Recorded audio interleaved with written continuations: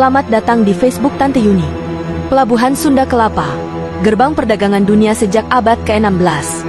Di tepian utara Jakarta yang kini ramai dengan gedung pencakar langit dan pelabuhan modern, tersembunyi sebuah kawasan yang menyimpan sejarah panjang Nusantara, Pelabuhan Sunda Kelapa. Tempat ini bukan sekadar pelabuhan biasa. Sejak abad ke-16, Sunda Kelapa telah menjadi gerbang perdagangan dunia, saksi bisu jatuh bangunnya kerajaan-kerajaan besar, dan titik awal lahirnya kota yang kini kita kenal sebagai Jakarta. Pelabuhan Sunda Kelapa awalnya berada di bawah kendali Kerajaan Sunda Pajajaran, sebuah kerajaan besar yang berpusat di pedalaman Jawa Barat. Pelabuhan ini menjadi pusat perdagangan internasional karena letaknya sangat strategis. Kapal-kapal dari berbagai belahan dunia datang silih berganti, dari Tiongkok, India, Arab, bahkan Portugis. Mereka membawa barang-barang mewah seperti keramik, kain sutra, rempah-rempah, dan logam mulia. Sebagai gantinya, mereka membeli hasil bumi Nusantara, lada dari Banten, beras dari Jawa, dan kayu dari Sumatera. Namun, kejayaan Sunda Kelapa tidak bertahan lama. Pada 1527, pelabuhan ini menjadi saksi sebuah peristiwa besar yang mengubah sejarah. Saat itu, Portugis berusaha menguasai Sunda Kelapa dengan dukungan Kerajaan Sunda Pajajaran. Namun, pasukan gabungan dari Kesultanan Demak yang dipimpin oleh Fatahillah menyerbu pelabuhan tersebut. Pertempuran sengit pun pecah. Akhirnya, pada 22 Juni 1527, Sunda Kelapa berhasil direbut. Fatahillah kemudian mengganti namanya menjadi Jayakarta, yang berarti kemenangan yang sempurna. Tanggal itu hingga kini diperingati sebagai hari lahir Jakarta.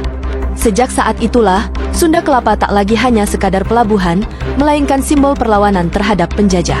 Memasuki abad ke-17, Sunda Kelapa kembali menjadi rebutan. Belanda melalui VOC, Verenigde Oostindische Compagnie, berhasil merebut kendali atas pelabuhan ini.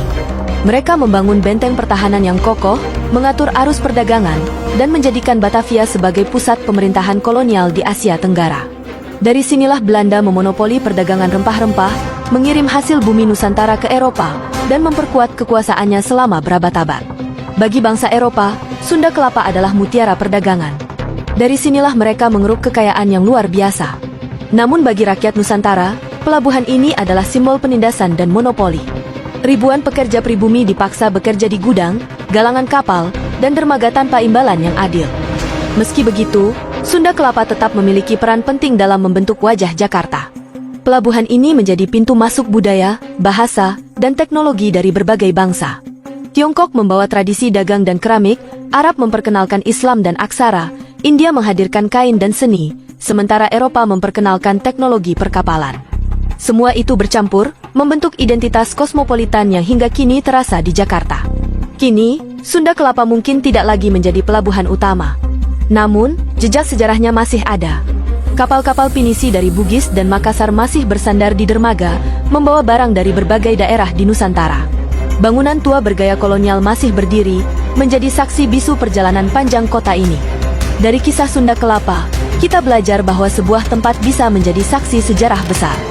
Bahwa perjuangan mempertahankan martabat bangsa bukan hanya soal perang, tetapi juga soal mempertahankan hak atas perdagangan, ekonomi, dan kedaulatan. Sunda Kelapa mengingatkan kita bahwa kejayaan Nusantara pernah membuat dunia menoleh ke arah kita, dan bahwa kita adalah bangsa besar yang lahir dari percampuran budaya. Hari ini, ketika kita berjalan di dermaga Sunda Kelapa, kita seakan mendengar gaung masa lalu, teriakan para pelaut, dentuman meriam perang, dan hiruk-pikuk perdagangan. Semua itu adalah warisan yang tidak boleh kita lupakan. Sahabat Facebook Tante Yuni yang berbahagia, mari kita jaga dan lestarikan sejarah ini, agar generasi mendatang tahu bahwa Jakarta bukan hanya tentang modernitas, tetapi juga tentang perjalanan panjang sebuah bangsa yang berjuang dari pelabuhan kecil menjadi kota megapolitan. Apakah menurutmu Sunda Kelapa masih layak dijadikan ikon sejarah Jakarta? Tulis pendapatmu di kolom komentar. Jangan lupa like dan bagikan artikel ini agar semakin banyak yang tahu tentang pelabuhan legendaris Nusantara ini.